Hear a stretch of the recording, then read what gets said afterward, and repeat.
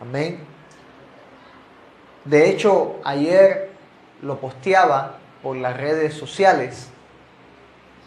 El enunciado de lo que Dios habló a mi vida personalmente, donde el Señor me decía: ha llegado el momento en el tiempo profético de Dios, donde las vírgenes prudentes han de llenar sus lámparas con aceite del cielo y buscar una porción extra para llenar sus vasijas.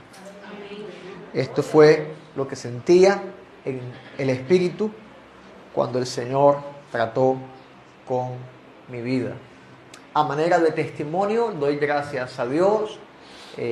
Para los que tienen alguna duda por qué tocamos y usamos los instrumentos hoy, si habíamos quedado en que íbamos a hacerlo todo en silencio, el Señor abrió una puerta, pude hablar con los cuadros políticos y pedí permiso.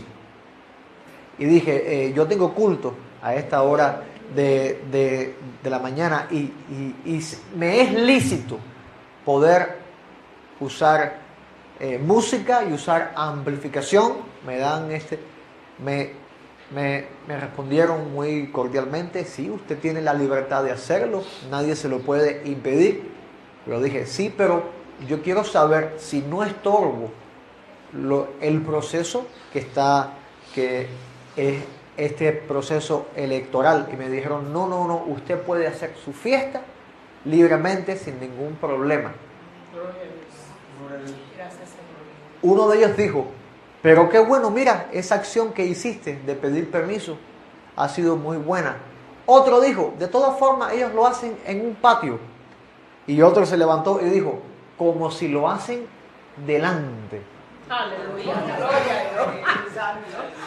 Vaya pastor y haga su fiesta con todo de la ley. Yo dije, gloria a Dios, Jehová peleará por vosotros y vosotros estaréis tranquilos. Hago este testimonio por si alguien dijo, bueno, el pastor dijo que iba a hacer de una manera y se hizo de otra. Así sacio las dudas de todos acá. Amén. Y quiero compartir esta palabra. Yo les voy a hacer un testimonio antes de tener ministerio. Dios me llevó becado a una beca universitaria en un plan llamado el Plan de los Valientes, si no mal recuerdo. La beca era la Salvador Allende, donde estudiantes de todo el país estaban reunidos ahí en un plan de 8 meses para una preparación intensiva para ser maestros. Los valientes, ¿verdad? Bueno, estaba yo ahí, fui guiado por el Espíritu Santo hacia ese lugar. Muchos hermanos me habían aconsejado, no lo hagas, pero es que tenía una guianza de parte de Dios. Era muy joven, no era llamado para el ministerio, pero el Espíritu Santo me había guiado a un texto donde decía, perfeccionando a los santos para la obra del ministerio. Y sabía que el propósito de Dios era que yo fuera para esa beca. Yo no quería estar becado, pero era lo que Dios quería y me tocaba obedecer o desobedecer. Gracias a Dios en su misericordia me permitió obedecer y me llevó hasta esta beca. Cuando entré por esas puertas que estaba solo, escuché la voz en el Espíritu Santo. Yo no conocía la voz de Dios. Era cristiano, pero no tenía esa relación con Dios. Y Dios empezaba a enseñarme a escuchar su voz. Dios habló y me dijo una vez que estaba solo, ahora no tienes a mamita y a papito, ahora me tienes a mí y te voy a enseñar a depender de mí. Y por 4 meses el Señor me formó, que salí de ahí anhelando ministerio. Yo entré en esa beca con el pensamiento yo soy cristiano de banco. En un banco, feliz, alabando al Señor hasta que Él venga. Con una oración normada, con una vida cristiana normada, nada fuera de los límites. La unción es para los siervos, yo solamente soy cristiano de banco. Y Dios me saca del banco, me mete en una beca y empieza a enseñarme a depender de Él, al punto de que ahí fue donde Dios me ungió con los dones de sanidad. Empecé a orar por los enfermos dentro de esa beca y empezaron a sanarse los enfermos, milagros increíbles. Ahí fue donde Dios puso en mí el don para predicar, que fue como un fuego que se incendió.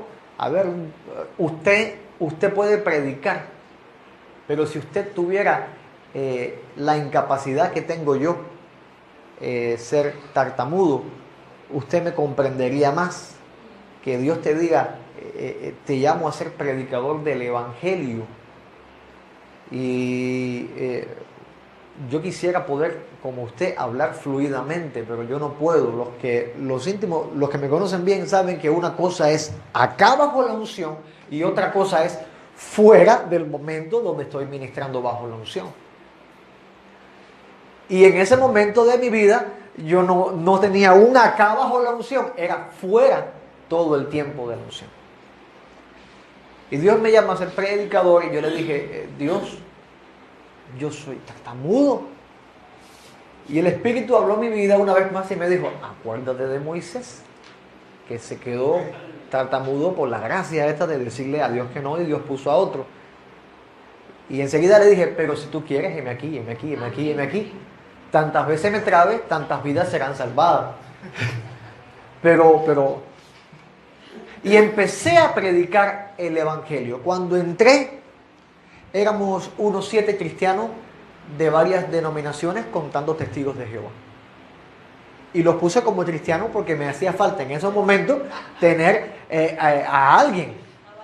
A alguien, no podía estar solo. Éramos 4 pentecostales, eran 4 pentecostales, 2 bautistas y un testigo de Jehová. Y le dijimos, usted no me anda suelto, véngase con nosotros. Véngase con nosotros. Cuando él empezó a ver lo que Dios empezó a hacer, hasta ayunaba, hasta hablaba en lengua el muchacho. Y de hecho, de ahí nació lo que hoy es el culto universitario. De ahí nace lo que hoy es el culto universitario. En esa época no existía el culto universitario. Éramos 7 cristianos, bueno, 6 y un infiltrado que se convirtió luego. De Camagüey, de la iglesia de Olson Villa, teníamos 1. Acá de La Habana éramos 3. Bueno, eran entre bautistas. Me acuerdo el nombre de una joven bautista, Maite Bautista, se llamaba así, de la iglesia bautista, y yo le decía, usted, hermana, es bautista de pura cepa, porque se apellida. Bueno, para no dilatarle más la historia, de 7 llegamos a ser 70 cristianos.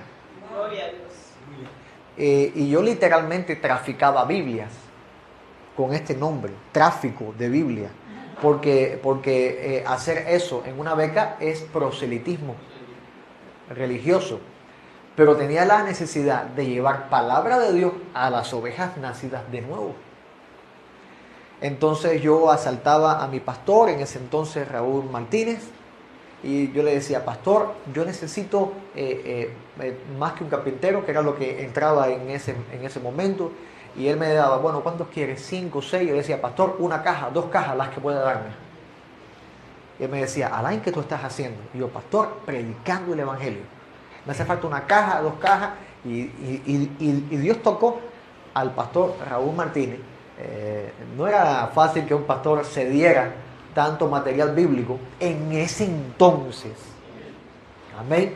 Y más él, los que le conocieron. Pero Dios tocó su corazón y él hizo algo. Yo recuerdo que según Rebeca García, su esposa, nunca lo había visto hacer con otra persona. Empezó a orar por mí como una oración sacerdotal y a declarar la unción de Dios sobre mi vida. O sea, orar para el ministerio. Rebeca García, Sánchez es la otra, ¿verdad? Es García. Ella dijo, yo nunca había visto, o fue ella o fue alguien más, no recuerdo bien, que Raúl hiciese esto, una oración así, pero le digo, fue una oración tremenda, pidiéndoles al Señor, úsalo para la obra del ministerio. Inclusive tocó mi cabeza, mis manos, mis pies, todo, para la obra del ministerio. Es como que el sacerdote derramara el cuerno de aceite para la unción del ministerio. Y comencé el tráfico de Biblia. Hice un maletín con triple fondo. En el fondo más bajo estaba una caja de más que un carpintero. La traficábamos yo. Señor, perdóname esta palabra. Yo sé que quien la oye va a decir, este hombre, pero no tengo otra palabra. Perdóneme. Insertaba santamente las Biblias en la beca. Amén. Un maletín de triple fondo. En el fondo más bajo, una caja de más con carpintero. En el fondo más alto, comida. Y arriba, la ropa con los libros. ¿Por qué? Porque siempre tendían a, cuando yo entraba en la beca, a revisar, a ver por dónde se estaba colando el material bíblico dentro de la beca. Y entonces cuando me quitaban la ropa me decían, nosotros sabemos que usted tiene otro fondo ahí, un fondo falso. Digo, sí, ábrelo. Cuando lo abrían, galleta, comida, bueno, pase. Y el peso justificaba los pomos de mayonesa y eso, pero abajo de ese fondo había otro fondo con una caja de más que un carpintero. Bueno, empezamos a evangelizar. Pero en el evangelismo ahí, Dios lo transformó de un Jesús te ama a un voy a orar por ti, y Dios hacía la obra. Inclusive recuerdo uno de los milagros más cómicos, por decirlo de esta manera. A una joven se le pierde una media. Y cuando ella viene, la gente, los jóvenes venían así. Me llamaban el pastor del cuarto piso. Yo no era pastor, pero me decían el pastor del cuarto piso. Pastor del cuarto piso, mire, se me perdió una media, yo no sé si me la robaron. Digo, ¿tú crees en milagro? Digo, milagro, pero ¿qué cosa es eso? Me decían. Bueno, mira, un milagro es algo que Dios hace sobrenaturalmente. Yo no comprendía lo que estaba, yo decía lo que leía ahí. Me había leído el Evangelio de Marcos para esa fecha. Ya para mí era un reto el Evangelio de Marcos. Evangelizaba con Marcos, fuera de ahí estaba ponchado. Y yo le decía, mira, yo te voy a dar un ejemplo de lo que es milagro. Cierra tus manos. Y yo le decía, y yo oraba, Señor, en el nombre de Jesús, muestra tu poder a esta joven. Y cuando abría sus manos, ellas estaban llenas de brillo. Pero escarcha. Ella decía, ¿y esto? Y se ponían nerviosos. ¿Qué cosa es esto? Esto es un milagro. Ahora vamos a orar, Señor, que aparezca su media. Y a la semana llegó ella, mira, apareció mi media. Gloria al Dios tuyo. Usted dirá, bueno, qué manera más o qué testimonio más infantil este. No hasta que me llamaron un día por la noche, un sábado que no hubo pase, por la noche, llama al pastor del cuarto piso, rápido, urgente.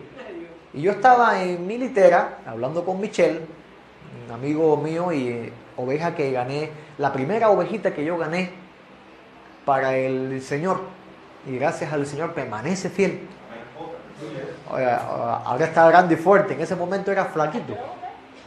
Bueno, y bajé urgentemente y me dijeron, hay una joven que la drogaron y anda deambulando y necesitamos que usted vaya y ore por ella. No hablo de cristianos que me estaban llamando, estoy hablando de mundanos que estaban ahí y me llamaban para que Dios hiciera algo. Porque nosotros llegamos a tener la experiencia de meternos en el hospitalito, orar por los enfermos y vaciarles el hospitalito a las personas. Cálculos en los riñones desaparecidos, heridas cerradas, cosas sobrenaturales. Inclusive hasta recuerdo un incendio que hubo, oramos al Señor y el Señor congregó las nubes y hizo que lloviera. Pero no se apagaba el incendio. Y recuerdo que extendimos nuestras manos y dijimos, Señor, que la lluvia se haga de manera tubular y apague el incendio. Y aquellas nubes se hicieron como un círculo y la lluvia cayó de manera tubular sobre ese incendio hasta que se apagó y luego se despejó. Todos quedaron perplejos al ver esa manifestación del poder de Dios. Hay quien dice, bueno, eso es una buena película que usted me está contando. Yo la viví. Y esa joven estaba deambulando, drogada, la habían drogado, le habían dado pastillas con alcohol y estaba totalmente drogada. Y cuando me acerco a ella cuando me ve me dice, ¿y tú también quieres? Y empezó a desabrocharse la blusa. Y tuve que tomarla, abrocharle la blusa, sentarla, le di el plan de salvación. O sea, le hablé de Jesucristo y de su amor por ella y de su obra en la cruz. Y ella, bajo el efecto de la droga, empecé a ministrarle a su espíritu y le dije, ¿tú deseas recibir a Cristo? Ella me dijo, sí, yo quiero recibir a Cristo. Y hizo la oración de fe. Al terminar la oración de fe, cargué a esta muchacha y la llevé directo al hospitalito. El médico, cuando la vio, la dilatación de la pupila y los exámenes que hizo, dijo, yo no comprendo por qué no le pasó algo a ella, porque está para que le hubiera dado un paro, algo, porque la droga ha alcanzado un nivel de infección, no, afectación, intoxicación en su cuerpo muy alto. ¿Quién hizo esto? Yo le dije, yo me la encontré así. El médico no comprendía cómo es que no le había sucedido nada. Yo sí sabía que era por el poder de Dios. La unción la había guardado. Al otro día ella estaba en el comedor, estaba con su mareo, se sentía mal, no se acordaba literalmente de nada de lo que le había pasado. Al verla yo, le pregunté, le dije, oye, ¿cómo tú estás? Ella me miró y me dijo, ¿quién tú eres? Y yo le dije, ¿no recuerdas nada de lo que te pasó ayer? Ella me dijo, no, yo no recuerdo nada. Lo único que yo recuerdo es que recibí a Jesucristo como mi Señor y mi Salvador. Lo único que ella recordaba. Dios me sacó de esa beca a los 4 meses cuando cumplió su plan. Me sacaron de la beca. Estaban votando a los cristianos de ahí. Pero conmigo no daban como votarme porque no me cogían con las manos en la masa. Entonces tuvieron que sacarme porque era tartamudo. Esa fue la excusa que usaron. Me sacaron de la beca universitaria porque era tartamudo. Me dijeron, un tartamudo no puede hacer lo que el plan exige. Yo dije, ok, yo comprendo que es el tiempo de Dios para yo irme. Y salí caminando por la puerta, a lo que un guardia me dijo, usted no puede salir de aquí, estudiante. Y yo lo miré y le dije, si tiene autoridad, deténgame. Y seguí caminando y me fui hasta el sol de hoy. De hecho, ya sería otro cuento ya de lo que pasó después. Pero lo importante es esto. Hubo algo que Dios puso en mi vida que produjo el cambio de la persona que yo era a la persona que soy en Cristo hoy en día. Amén. No es que ahora soy un santo. Yo creo que todos fuimos santificados por la sangre de Cristo. Amén. Pero lo que sí entiendo es que el cambio que hubo en mi vida se llama la unción de Dios. Y yo quiero decirte que Dios también quiere provocar ese cambio en tu vida, que haya un antes y un después. Y ese cambio para tu vida se llama unción. unción. Por lo tanto, el título que tengo para este sermón, que a mi planificación personal hoy era compartirles un texto, una meditación bíblica. Lo que menos me esperaba hoy es que Dios fuera a hacer la obra que nos permitió hacer y disfrutar de esta alabanza, disfrutar de todo este tiempo. El título de este sermón es Aceite para las lámparas. Amén. Aceite para las lámparas. Amén, aleluya. Aceite para las lámparas. Yo quisiera que tú le dijeses al hermano que está a tu lado, atrás, adelante, tu lámpara necesita el aceite. Aleluya. Tu lámpara necesita el aceite. Iglesia, tu lámpara necesita el aceite. A la iglesia no le hace falta buena música. A la iglesia no le hace falta predicaciones elocuentes. La iglesia lo que necesita es aceite del cielo, la unción de Dios. Amén, bendito sea el Señor. Cuando Cristo comenzó su ministerio, ¿cuál fue la declaración que hizo? El Espíritu Santo está sobre mí por cuanto me ha ungido. Y si la cabeza fue ungida, el cuerpo también tiene que estar ungido. Porque verdaderamente cuando se vierte aceite sobre la cabeza, el cuerpo recibe la bendición de la cabeza.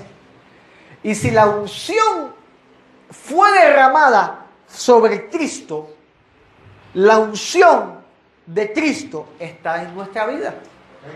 Amén. Gloria a Dios por los amenes. O sea que usted no tiene que estar dependiendo de lo que usted puede ver en el marketing acerca de la unción, sino tiene que poner su mirada y su búsqueda objetiva en Cristo para que la cabeza transfiera la unción a su vida como cuerpo. Y yo le invito a buscar Mateo capítulo 25, verso 1. Mateo capítulo 25, verso 1. Y esta parábola le va a ser bien conocida. La parábola de las 10 vírgenes. Mateo 25, 1. Y si me hace el favor, nos ponemos de pie para honrar la palabra de Dios y tener unas palabras de oración. Padre, te pido que hables a tu iglesia en esta mañana. Reconozco, papá, mi incapacidad y te doy toda la gloria a ti, porque si algo puedo, es por ti. En el nombre de Jesús, te doy las gracias, Dios mío. Habla a tu iglesia, en el nombre de Jesús. Amén, amén. Amén. Gloria a Dios.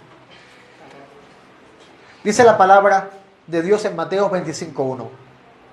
Entonces, el reino de los cielos será semejante a 10 vírgenes que tomando sus lámparas salieron a recibir al esposo. 5 de ellas eran prudentes y 5 insensatas. Las insensatas, tomando sus lámparas, no tomaron consigo aceite, mas las prudentes tomaron aceite en sus vasijas juntamente con sus lámparas.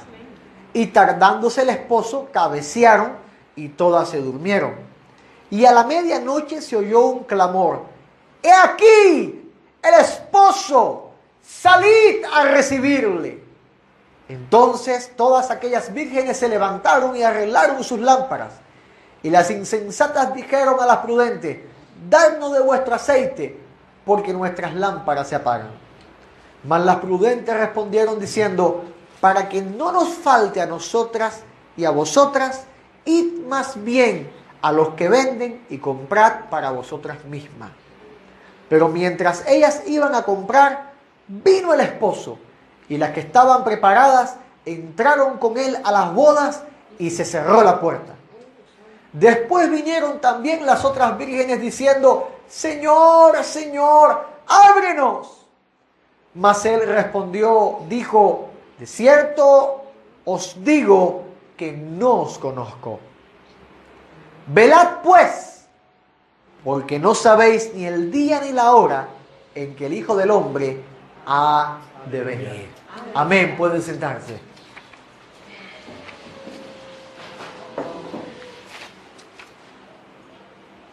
Como dije al comienzo, ha llegado el momento en el tiempo profético de Dios, donde las vírgenes prudentes han de llenar sus lámparas con aceite del cielo y buscar una porción extra para llevar sus vasijas, para llenar sus vasijas. ¿Qué tiene que ver la parábola de las 10 vírgenes con la unción? Amado, la unción es la preservación de la iglesia para la salvación. Por lo tanto, la iglesia tiene que estar ungida para el arrebatamiento, preparada para el arrebatamiento. Para poder desarrollar bien este mensaje de aceite para las lámparas y hacer comprender a profundidad la parábola de las 10 vírgenes, tengo que entrar en el contexto capitular de Mateo capítulo 24, verso 3, donde dice la palabra que Jesús, sentado en el monte de los olivos, los discípulos se le acercaron aparte. Parece que había una enseñanza, una administración, y se apartan los discípulos con el Señor y le dijeron: dinos cuándo serán estas cosas y qué señales habrá de tu venida y del fin del siglo. O sea, ¿cuándo va a suceder todo lo que tú estás hablando? Y la respuesta que Jesús le da en Mateo 24, verso 4, dice: respondió Jesús, les dijo: mirad que nadie os engañe. Y yo pido que ustedes subrayen en su Biblia esa palabra mirad. Por favor, no tengan miedo subrayar la Biblia. Subrayen en su Biblia la palabra mirad. Hay quien le va a doler, ¿eh? Está nuevecita esa Biblia. Si quiere lo hago yo para que no te duele. Mirad que nadie los engañe. Atendamos a esta palabra mirad. Esta palabra mirad en el griego es la palabra 991 y es la palabra blepo, que significa literal o figurativamente mirar, ver, tener vista o guardar. Y es muy interesante que use una palabra que signifique tener vista, tener visión, poder mirar, pero también esa palabra blepo se usa para guardar. Y yo pregunto, ¿qué es lo que hay que guardar? Cuando leemos Mateo 24 podemos ver lo que el Señor anuncia proféticamente. Vendrán falsos cristos, falsos profetas, guerras, rumores de guerra, hambres, pestes, hambre, persecución. Habla de señales antes del fin. De hecho, hay una parte tocante para Israel y una parte tocante para la iglesia. Pues habla de la venida del Hijo del Hombre y toca dentro de esta porción lo que es el arrebatamiento. Estarán dos en un campo, será uno tomado y el otro dejado. O sea, hay una preparación en la iglesia para el momento del arrebatamiento. Pero en el contexto, el Señor usa la palabra blepo, repito, mirad, que también significa literalmente o figurativamente guardar. Y vuelvo a repetir la pregunta: ¿qué es lo que la iglesia tiene que guardar? Hay 5 cosas que la iglesia tiene que guardar. Amén. Hay 5 cosas que la iglesia tiene que guardar para salvación, para arrebatamiento. Amén, para unción. Usted quiere ser una persona ungida, tiene que guardar estas 5 cosas. Amén. Lo primero, guardar la palabra de Dios. Y entre tantos textos que me apoyan esto, usé el de Apocalipsis capítulo 3, verso 10. Creo que es el texto más indicado, porque el Señor dice: por cuanto has guardado la palabra de mi paciencia. Y le está hablando a las 7 iglesias, a una de las 7 iglesias. Y le dice, y creo que el mensaje a las 7 iglesias es tocante a la iglesia nuestra. Amén. Por cuanto has guardado la palabra de mi paciencia, yo también te guardaré de la hora de la prueba que ha de venir sobre el mundo entero para probar a los que moran sobre la tierra. O sea que es un imperativo el guardar la palabra de Dios. Es bien importante que usted como iglesia, como creyente, como cristiano, como discípulo de Cristo, guarde la palabra de la paciencia. ¿Y por qué usa el término la palabra de mi paciencia? Porque lo que más se realiza en este mundo es acciones en contra de la palabra de Dios. Yo compartía con una persona y yo le decía, ahora que estamos en el contexto de este momento, que hay muchos que se levantan en contra de todo lo que está pasando, yo le dije a esta persona, si ponemos la Biblia como constitución de nuestra república, ¿quiénes van a votar por ella? Los verdaderos cristianos. El 0,01% de nuestro país. Porque los católicos quizás no lo hagan, o los testigos quizás no lo hagan, o sabrá Dios. Pero la iglesia, los que son salvos, los que viven acorde a la palabra, van a decir que sí. Porque si votan por la Biblia, entonces si cogen a uno mirando a una mujer, es legalmente culpable y puede ir preso. Entonces hay muchos cristianos que no van a aceptar la Biblia como constitución. O decir una mentira, legalmente, acusable legalmente por mentiroso. Dejarían de haber mentiritas blancas, medias y negras, sino que serían mentira, o el robar, o tantas cosas. Se acabaría todo lo ilegal. Entonces, ¿quién votaría en contra de la Biblia? La mayoría. No saldría la Biblia como constitución de ningún país. Entonces, la palabra de Dios es la norma de fe, vida, conducta de la iglesia. No es un libro precioso, poético, histórico para leer, sino es la palabra, y escucha el nombre que voy a usar, dictatorial de Dios para nuestra vida.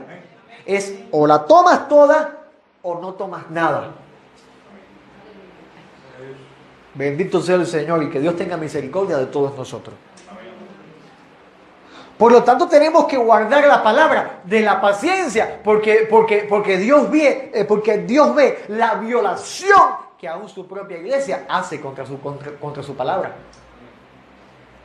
Por lo tanto, esta palabra, guardar, mirar que nadie nos engañe, o sea, guarda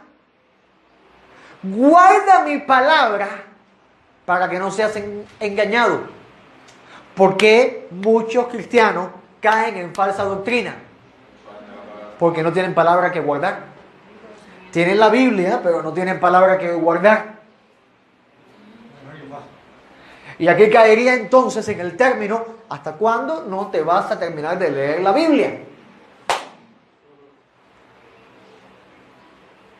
Y no sé si se han dado cuenta que lo que estoy anunciando proféticamente es que llegó el tiempo de que las vírgenes prudentes tomen aceite en sus lámparas y en sus vasijas. Y vamos a estar tocando esto a medida que ya el tiempo se me está terminando, pero en esta serie, yo les confieso, yo pensaba en un sermón de 30 minutos y Dios me lo convirtió en una serie. Y bueno, la gloria sea para el Señor. Yo no esperaba esto. Mirar atentamente. Tener visión. No. Tener visión. ¿Y cómo podemos mirar? ¿A qué hay que mirar? A Cristo. Y cuando miras a Cristo, ¿qué te va a dar el Señor? Palabra. Porque Él es la palabra de vida. Él es el pan del cielo. Cristo es tipo, o la palabra es tipo de Cristo. Es una revelación de Cristo. Y el Señor dice, para los que están guardando su palabra, yo te he de guardar de la hora de la prueba. No en vano hemos visto los juicios y cómo los cristianos han sido librados en el medio de los juicios. Y hablo de librar. E inclusive la muerte sería hasta un tipo de liberación. Pues cristianos que llegan al final o está llegando al final de su carrera y enfrentan una prueba hasta que el Señor les dice, sube acá. Pero en medio de toda situación, ¿no habrá que guardar la palabra de Dios? ¿No habrá que guardar la palabra de Dios? Y el Señor es claro. Por eso es que yo seleccioné este texto. Por cuanto has guardado mi palabra, yo te guardaré. O sea que es una condicional que Dios está poniendo acá. Y es un cohete que nos pone esta palabra para que nos apresuremos. Y disculpe el término cohete, no sé si hay algo más rápido que nosotros en la tierra podamos tener. Algo que nos sobredimensione, que nos motive a tomar la palabra de Dios con urgencia. Porque si usted quiere ser una virgen prudente, tiene que llenar con aceite su lámpara. Pero esta es una manera de vertir ese aceite, leer, conocer al Señor por medio de la palabra, para no ser engañado. Porque no hay otra manera. Ahora, una segunda cosa que hay que guardar, si no avanzo,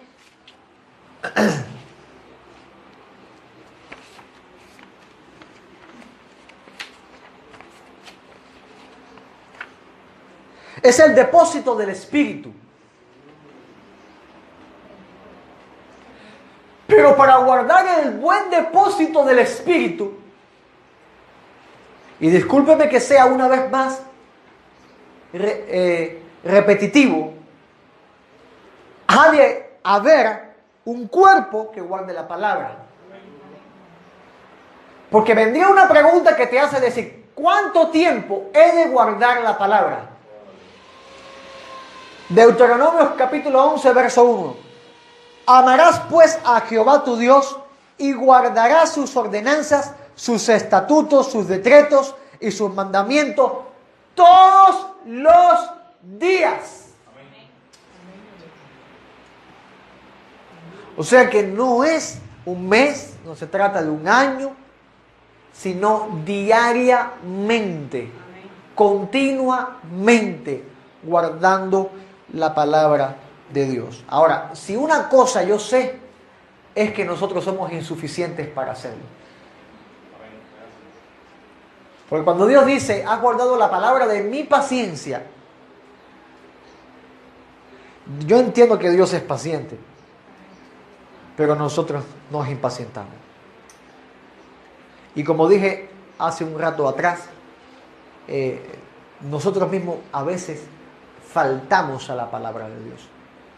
O sea que nosotros somos insuficientes para cumplir correctamente la palabra de Dios. No podemos por nosotros mismos, pero Dios sabe esto. Salmo 119, verso 33, dice el salmista: enséñame, oh Jehová, el camino de tus estatutos, y lo guardaré hasta el fin. Dame entendimiento, y guardaré tu ley, y la cumpliré de todo corazón. Hay dos determinaciones acá. Voy a guardar la palabra hasta el fin. ¿Y qué fin se trata? ¿El fin de mi vida o el fin del tiempo que Cristo venga? O sea, no van a haber variaciones. Diga conmigo, no debo tener variaciones. No debo tener variaciones. Me explico. Hay cristianos que son muy espirituales un tiempo y muy carnales el otro tiempo. Eso está mal. Hay cristianos que hoy están en el espíritu, mañana en la carne. Eso está mal. El hombre de doble ánimo, dice la palabra, es inconstante en todos sus caminos.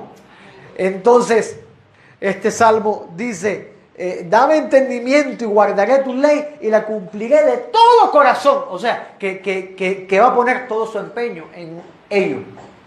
Y yo quiero hacerte una pregunta, iglesia, que estás aquí en esta mañana, que te tocó venir acá.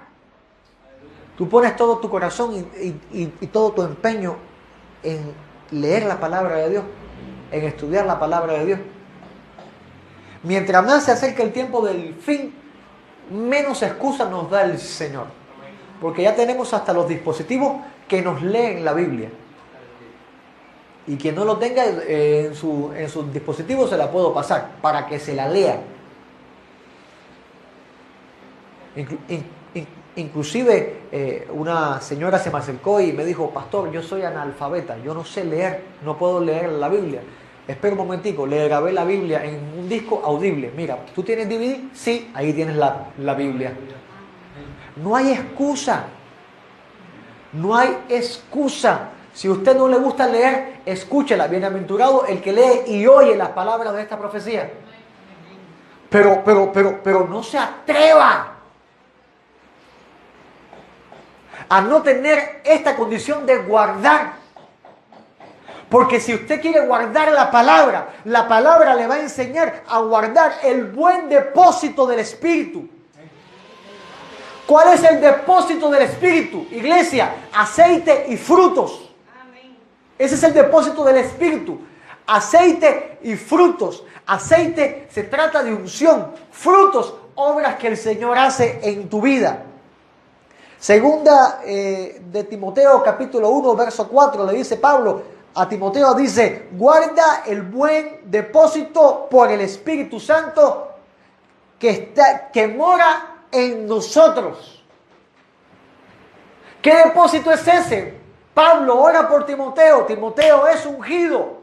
Timoteo comienza a hacer la obra del ministerio. Ahora tiene que guardar lo que el Señor le dio. Amén. Y permítame decirle una cosa que sé que a usted le va a poner quizás los pelos de punta. Pero a veces no todos los días estamos tan lindos para ministrar. Y es la responsabilidad del ministro de prepararse espiritualmente para la hora. Porque a veces no nos sentimos bien. Yo les confieso que a veces yo no me siento en condiciones de predicar. Mi cuerpo se siente mal o almáticamente me siento mal y me toca doblar mi rodilla y decirle: Señor, yo soy insuficiente, pero yo sé que cuando tú me unjas, mi cuerpo va a responder, mi alma va a responder, mi espíritu va a responder, pero sin la unción no puedo. Sin el Espíritu Santo no puedo. Y Pablo le dice a Timoteo: guarda el buen depósito del Espíritu. Te toca venir delante de Dios, humillarte delante de Dios, para que su poderosa mano te levante. Ahora, tienes que darse cuenta que te van a conocer por los frutos, y esto es un principio. Si ahora yo como pastor me paro acá y hago lo que me da la gana, ¿qué fruto estoy dando? Si yo no me sujeto, ¿qué fruto estoy dando? Si me creo que las ovejas son mías, que la iglesia es mía, ¿qué fruto estoy dando? Y Jesús dijo, por sus frutos lo conoceréis. Es un principio espiritual. Porque la pregunta que hace Cristo en Mateo capítulo 7, verso 16, ¿acaso se recogen uvas de los espinos y higos de los abrojos? ¿Acaso usted recoge aguacate de la mata de mango? No lo va a recoger. Si siembra calabaza, calabaza le va a dar. Ahora, yo como siervo, yo tengo que saber lo que estoy sembrando dentro de la iglesia. Y esa siembra se realiza por los frutos, por el aceite y por los frutos. Si yo me paro acá sin unción, usted no recibe. Y no hablo del emocionalismo. No hablo del emocionalismo.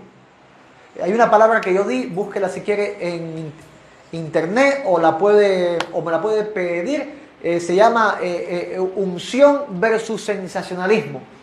Y explico bien acerca de esto. Pero mi labor, mi responsabilidad es pararme acá con el depósito del Espíritu Santo, guardado. Porque, ¿qué produce el Espíritu Santo en tu vida?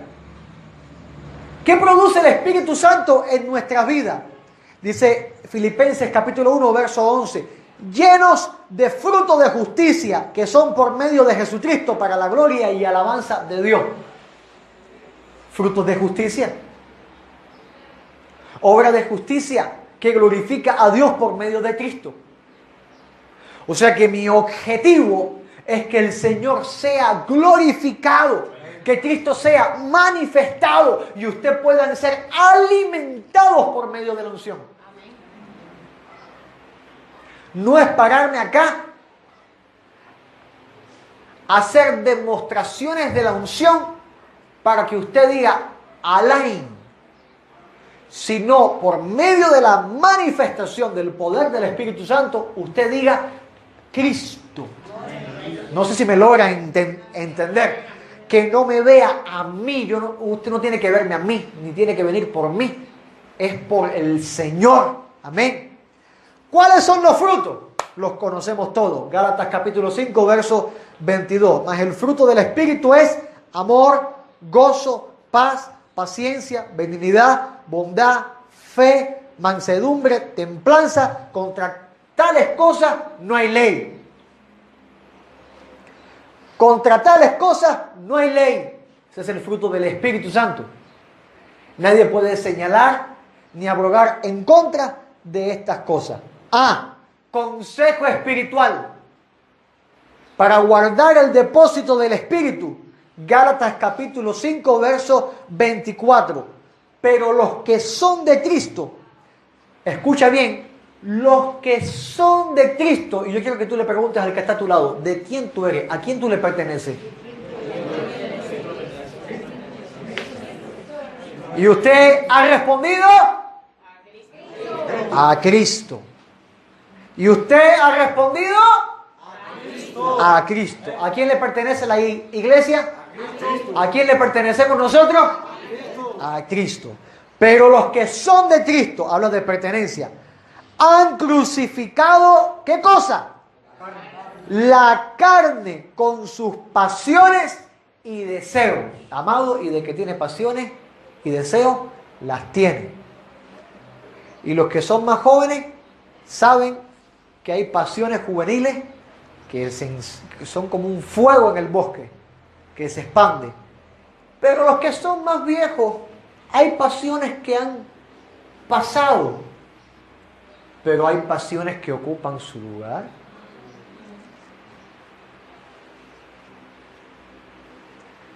Hay pasiones que pasan y pasiones que llegan. Ay, pastor, deme ejemplo. Adicciones al café, a la farmacopeia, es la palabra griega, o sea, dependencia, adicción a los medicamentos.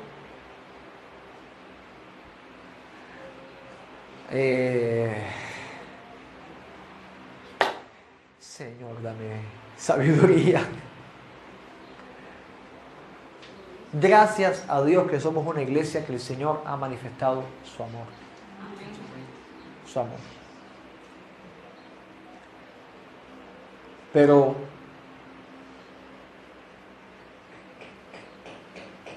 ocupan pasiones. Una vez escuché a un anciano decir, ya yo no soy, antes yo cuando joven yo sentía esto y hacía esto, pero ya uno cuando está viejo ya uno no peca tanto. Porque ya uno ya no tiene esos deseos y atribuyen a las pasiones a los deseos sexuales. Y luego vi a este anciano decir una mentira. Y luego lo vi enojarse. Y luego lo vi y yo le dije, y qué bueno que los ancianos no pecan tanto. Pero ¿acaso no se cambiarán esas pasiones sexuales por otras pasiones? Intereses propios.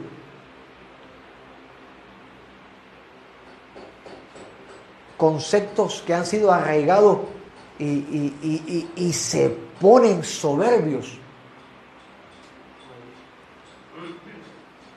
Pero los que somos de Cristo hemos crucificado.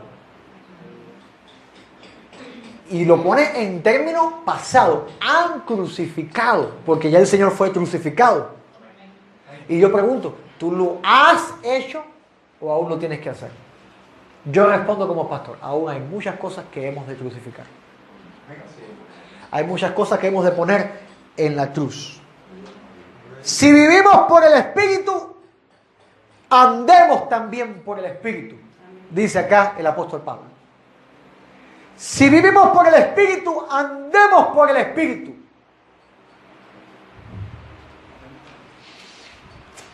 O sea que no podemos dar lugar a andar en la carne. Como declara en el libro de Hebreos, caminando por fe y no por vista. No viendo las cosas que se ven, sino las que no se ven. Y esto es andar en el Espíritu. Pero vuelvo hacia atrás. Para andar en el Espíritu hay que tener conocimiento de la palabra de Dios, inspirada por el Espíritu. Para poder recibir ese depósito, tenemos que conocer el depósito. 5 cosas para guardar. Palabra de Dios. Depósito del Espíritu Santo. Tercero, salvación.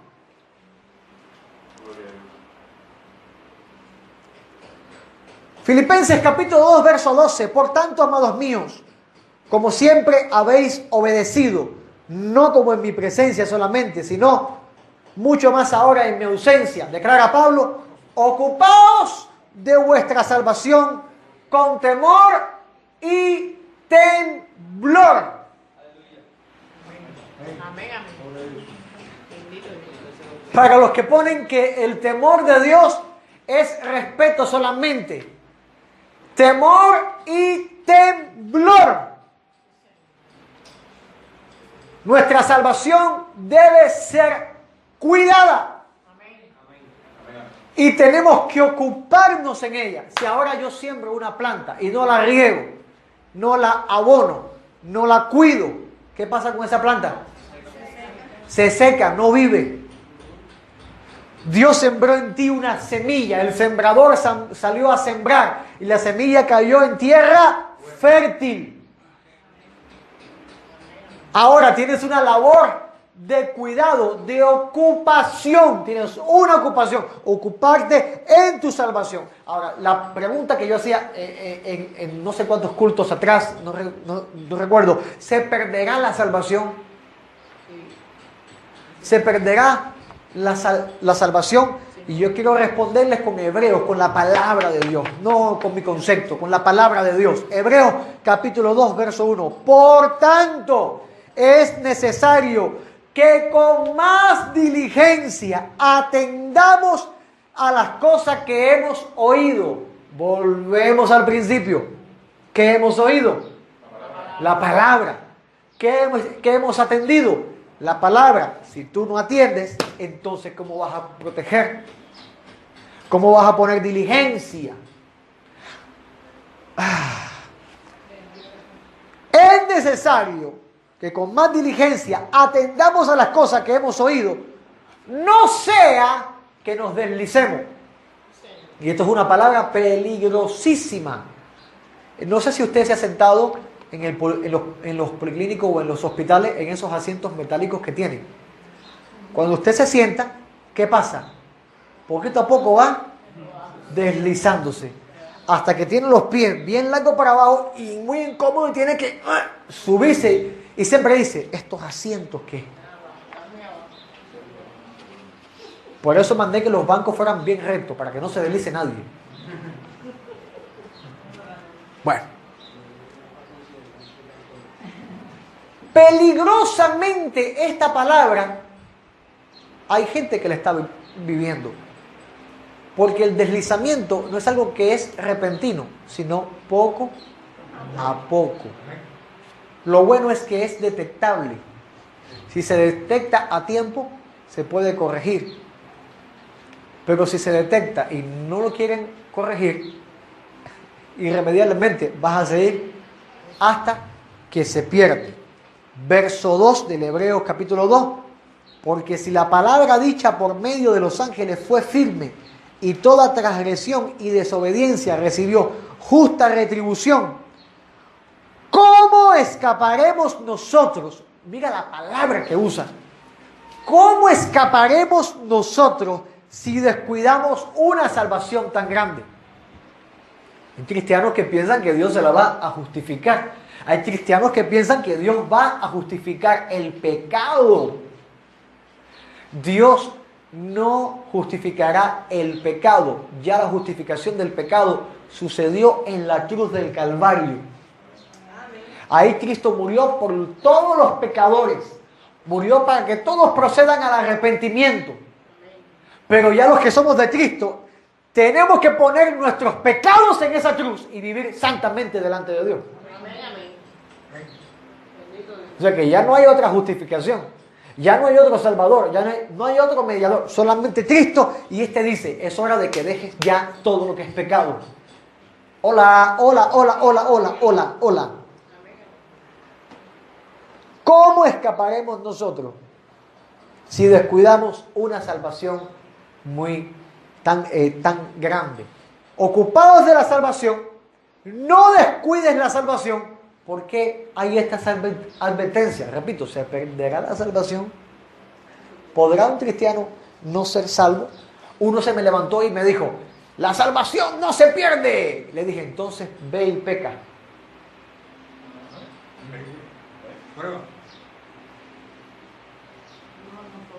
Ve y peca. Si te atreves a decir algo así, ve y peca. Para que veas qué pasa. Para que veas cómo la casa se queda vacía, cómo los demonios vienen y la ocupan y la condición tuya viene a ser peor que antes. Ve y peca, pruébalo. ¿Cómo te atreves a jugar?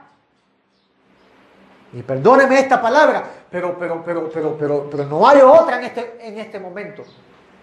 Con lo que es la salvación, que Dios tenga misericordia de cada uno de nosotros.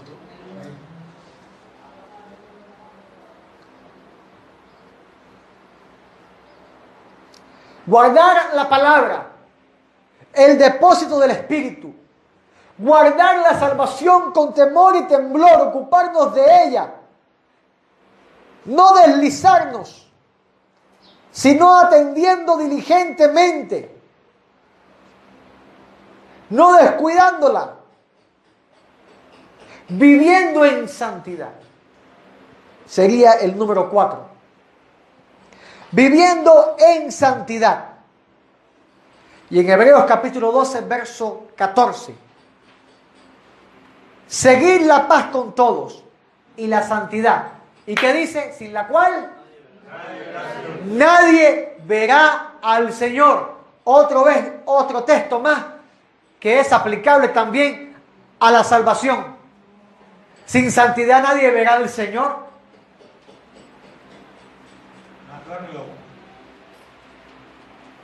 Por lo tanto, si cuidamos la salvación, si guardamos la salvación, hay que guardar la santidad. Amén.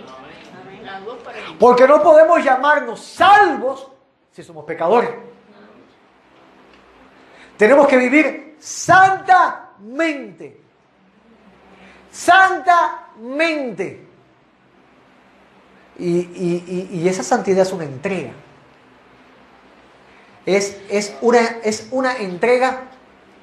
Es una entrega devota al Señor. Y yo sé que muchos acá le puede chocar la palabra ser devoto, pero creo que la devoción es una expresión genuina de adoración. Decirle, Señor, yo soy devoto tuyo, yo te pertenezco completamente. Amén. Bendito sea nuestro Señor. Guardar la santidad. Y la palabra de Dios, ¿qué hace? Te muestra tus imperfecciones. Mientras más te acercas a la luz, más notas la suciedad de tu ropa. Mientras más te adentras en la palabra, más descubre tus insuficiencias, tu incapacidad y tu suciedad. Gloria a Dios que la sangre de Cristo nos limpia de todo pecado. Y declara la palabra que si como la grana roja viene a ser tu pecado, va a ser limpio como la blanca lana. O sea, eso es una purificación, pero es una santificación también. Y cuando venimos a Cristo, somos perdonados, somos santificados, pero empieza un proceso en la vida cristiana, donde empieza Dios a sacar a la luz las imperfecciones y empieza la corrección. Y a veces no nos gusta que nos llamen la atención o que nos señalen, ¿verdad? Los problemas y las imperfecciones. No nos gusta que el pastor se pare y hable mis problemas personales. Pero tienes que darte cuenta que no estoy hablando yo, sino el Señor. Amén, amén. Y si no me paro yo, se va a parar otro. Y el Señor va a hablar. Y si no se para nadie, aún las piedras te van a hablar.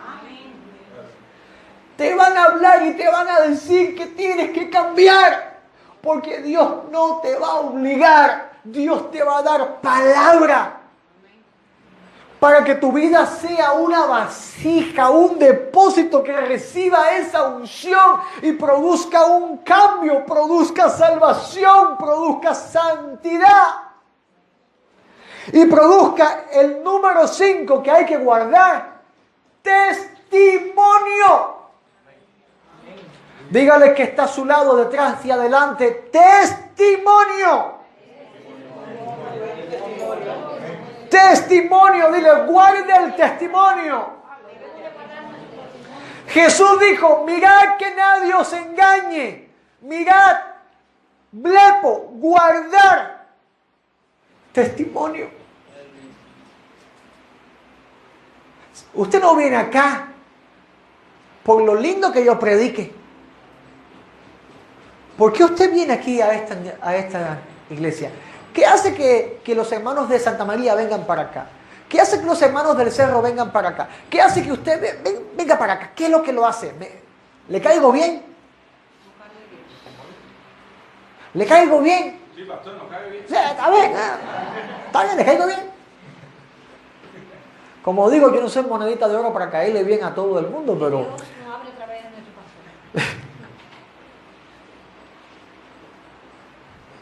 ¿Qué hace que usted venga acá? ¿Acaso no es Dios? Amén. ¿Acaso no se ha dado cuenta que cuando se pone alguien rebelde y se va de la iglesia, entra otro? Sí, Señor. Es así. ¿No se han dado cuenta que alguien dejó su corona y viene otro y la toma? ¿No se ha dado cuenta usted que no se trata de que usted viene porque ¡ay, qué bien Alain predica! ¡Ay, qué unción! ¡Ay, qué... No, usted viene aquí porque es Dios el que lo está trayendo. Es Dios el que lo está trayendo. Y aquí empieza entonces el pulido, porque la misma predicación que tuve con aquellos la tengo con los nuevos. No varía, es la misma predicación. Quizás Dios dice, bueno, ya terminé con esta espada, ahora voy a sacarla y voy a traer la otra espada, a pulirla por este mismo lugar. Porque yo no voy a predicar una palabra que le acomode a usted, ni voy a predicar una palabra que usted diga, ay, esa palabra, sí, estoy totalmente de acuerdo. No, yo vengo a predicarte lo que Dios me hable por medio de la palabra, le guste a usted o no le guste a usted. Y le voy a decir algo, prepárese para lo que le voy a decir. Pero Dios tenga misericordia de mí. Pero a veces yo no soy compatible teológicamente con algunas personas. Yo lo reconozco. A veces yo no soy compatible teológicamente con algunas personas. Y no hablo que yo predique falsa doctrina. Pero hasta en un consejo de pastores, en una reunión nacional, se paró un jefe de obra y me dijo, ¿cuál es tu doctrina? Así me señaló. Y yo me levanté y le dije, mi doctrina es la de Cristo. ¿Qué estás diciendo? Así enojado, que nosotros no tenemos la doctrina de Cristo. Y yo le respondí, tú lo has dicho. Tú lo has dicho. Yo no dije nada. Tú lo has dicho. Porque cada quien tiene que comprender a qué lo llamó el Señor. Y yo comprendo que una de las pautas ministeriales que el Señor me ha dado es ser la nota discordante. No me gusta, pero me tocó hacerlo. Mientras todos dicen que todo está de flores y hermoso, me tocó llegar y decir, dice el Señor, y que se acabe todo. Como digo yo, el cascazo. Me tocó, no me gustaría, pero me tocó. Y una vez el Señor me habló a mi vida a través de mi esposa. Porque yo estaba en una reunión de pastores, un avivamiento tremendo, unas profecías hermosísimas. Y se paraba un pastor y profetizaba que para aquella... Y Dios me habla y me dice, dile que si contaminan se acaba todo. Ay, Señor, yo me senté, todos estaban hablando en lengua, danzando, estaban en la música, y yo me senté así, cruzado, y dije, no voy a hacerlo. No voy a hacerlo.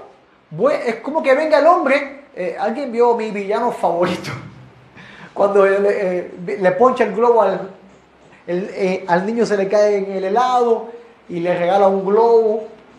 Y el niño estaba, y luego lo poncha con un alfiler. Bueno, yo no quería ponchar el globo. Y yo me senté, no, y yo me arrodillé, no, y mi esposa, yo comprendo que fue por el espíritu. Ella me vio y me dijo, mi amor, ¿qué te pasa? No, nada, algo te pasa, yo te conozco, ¿qué te pasa? Cuéntame. Mira, Dios me dijo esto y esto, pero yo no voy a hacerlo. ¿Y cómo sabré si es de Dios? Y enseguida me respondió ella y yo reconocí que fue por el Espíritu. ¿Y en quién Dios va a confiar para hacer la nota discordante?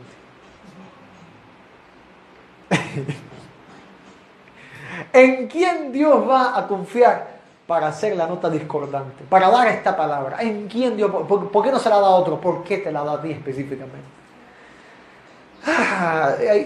Hay cosas que Dios te habla que te dejan desarmados, ¿ves? Y yo pasé para adelante con mi cabeza cabizbaja,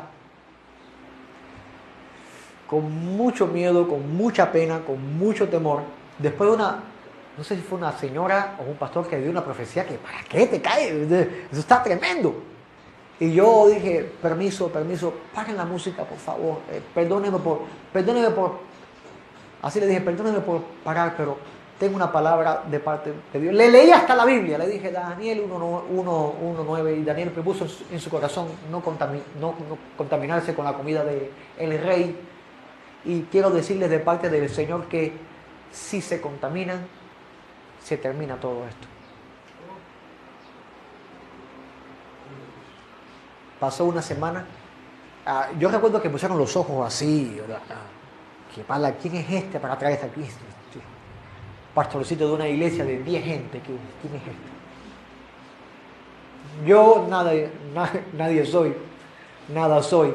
Solamente una voz, quizá. Pasó una semana y vino un pastor con unos mexicanos. Inyectaron falsa doctrina. Se enojaron ciertos pastores. Se fueron. Luego hubo un conflicto entre otros pastores, bien feo. Yo les hablo de lo que me enteré. Yo no fui más. Después de esa palabra, el Espíritu no me dejó ir más y no fui más. Bueno, fin de la historia. Se disolvió todo aquello. Se acabó. La unidad de pastores se acabó. Pasaron los años. Intentaron y reunieron a los pastores una vez más. No, para retomar lo que dejamos aquella vez, sería bueno, y declaró uno, porque no sabemos qué pasó en ese momento, que se disolvió, y yo estaba ahí, yo no dije nada porque no sentí en el Señor decir nada, ¿para qué? ¿Para qué? Yo lo que sentí fue, ¿para qué? No van a escuchar. Y dije, no saben qué pasó, o no atendieron a lo que Dios habló. Y no me estoy haciendo el profeta. No me estoy haciendo el profeta. Simplemente soy un pequeño pastorcito de una iglesia de 10 personas que por la gracia de Dios me permitió tenerla aquí en la casa en un pedacito. Que por mí le diera todo. Bueno, es todo de él. Pero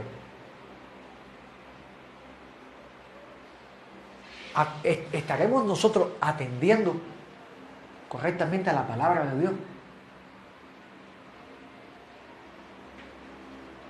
A mí pastores me han llamado, eres un inmaduro, porque yo he dicho, yo soy de Cristo. Yo no soy ni de Calvino, ni de Arminio, ni de nadie. Yo soy de Cristo y Cristo de Dios.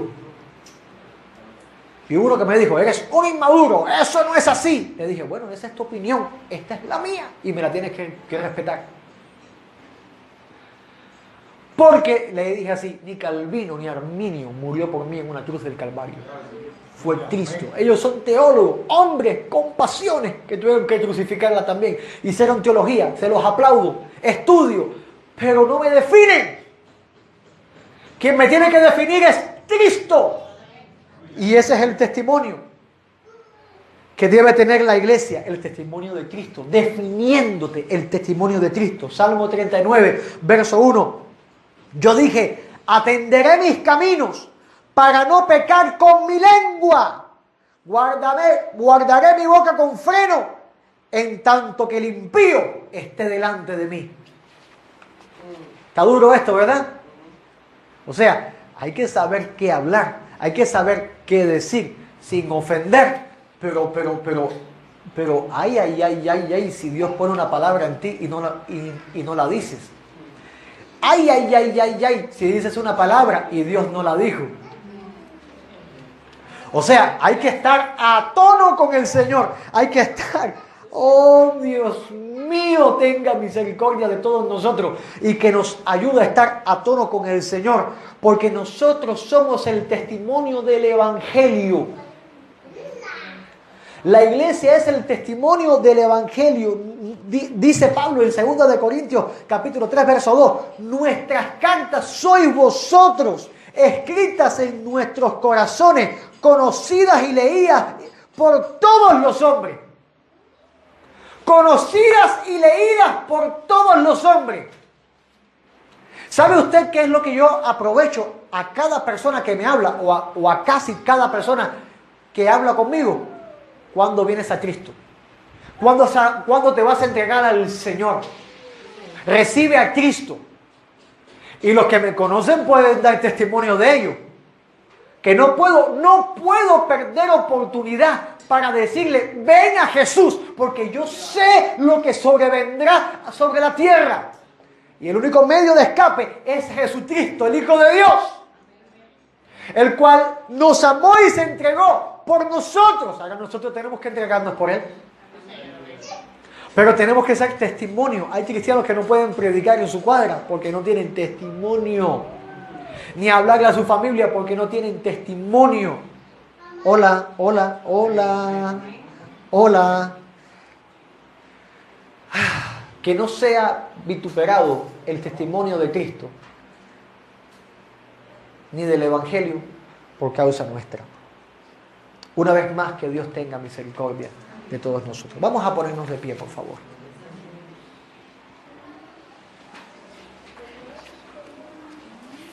La semana próxima vamos a profundizar en la parábola de las 10 vírgenes, ya que no me daba tiempo y me pasé 20 minutos. Alcemos nuestras manos, por favor.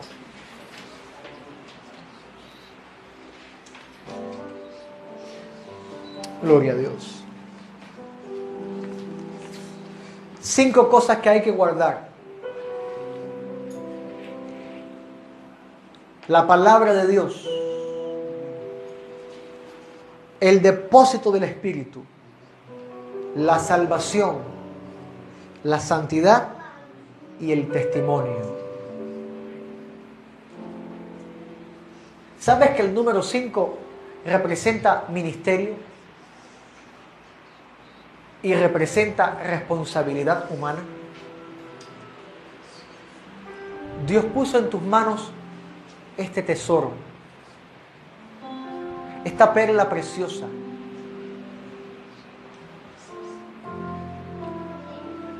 Y ha llegado el tiempo profético en el reloj de Dios en que las vírgenes tienen que poner aceite en sus lámparas para que alumbre. Pero las prudentes han de llenar las vasijas con aceite. Yo te pregunto, ¿cómo está tu vasija? ¿Y cómo está tu lámpara? ¿La has encendido ya? ¿La has llenado ya? Este término de llenar es apasionarte, es entregarte en devoción, es dejar de ser una criatura de la carne para ser una nueva criatura del Espíritu. Y ruego al Señor en el nombre de Jesús que transforme tu vida. Padre, en el nombre de Jesús, tu iglesia hoy sea transformada. Que sean determinados a partir de este momento a entregarse a ti.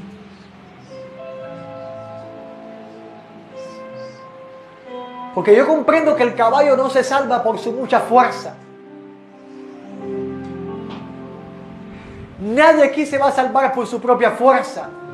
Es por tu misericordia, es por tu amor, es por tu gracia. Eso yo lo reconozco. Pero por medio de tu misericordia, amor y gracia, ayúdanos a guardar tu palabra. Ayúdanos a guardar el depósito del Espíritu Santo. Ayúdanos a guardar la salvación. Ayúdanos a guardar la santidad. Ayúdanos a guardar el testimonio, Dios mío, para cuando nos lean, que ellos puedan leerte a ti, que ellos puedan leer el Evangelio efectivamente. En el nombre de Jesús, Señor. En el